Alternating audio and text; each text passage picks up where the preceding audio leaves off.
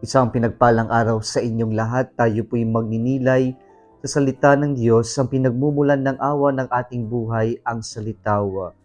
Today we are celebrating the memorial of Saint Teresa Benedicta of the Cross, Virgin and Martyr. Mga kapatid, ano bang klaseng pananampalataya ang meron tayo? Gaano ba kalaki ang dapat nating kailangang pananampalataya sa buhay? Ang sagot po ng ating Panginoon, kahit ang pananampalataya natin ay kasing liit lamang ng buto ng mustasa, napakaliit, sa meron tayong totoong pananampalataya at magandang relasyon sa Diyos, sapat na yun para magumpisa ang Diyos sa buhay natin ng mga napakaraming pagpapala at milagro sa buhay natin.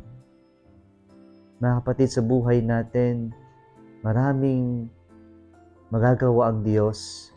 Marami ang posible na tila imposible sa mga taong walang pananampalataya ang pwedeng magawa ng Diyos sa buhay natin.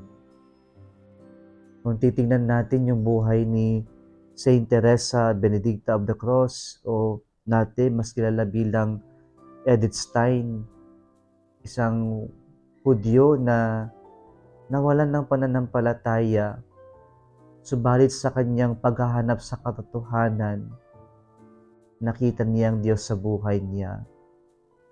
Kaya po siya pumasok sa Carmelite Monastery at naging madre.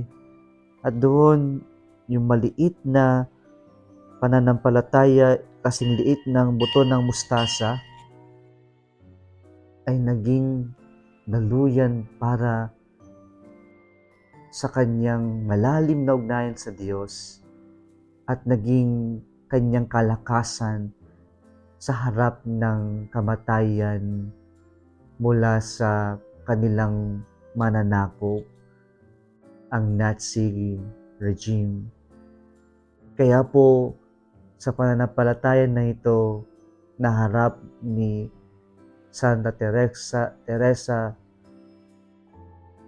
of the Cross ang lahat ng pagsubok, maski ang ialay ang kanyang buhay para sa pananampalataya para sa Diyos. And so sa pananampalataya, mga kapatid, nagkakaroon tayo ng confidence to approach the Lord. And at the same time, sa pananampalataya, the Lord comes to us. He approaches us and do great things in our life. And so when God comes to us, He approaches us and does a lot of great things in our lives. Magkaroon lamang tayo ng pananampalataya, sapat na yan sa Diyos. Kung nagustuhan mo ang video na ito, huwag kalimutang mag-like, i-share at mag-subscribe sa Salitawa Facebook page and YouTube channel. Muli isang pinagpalang araw sa inyong lahat.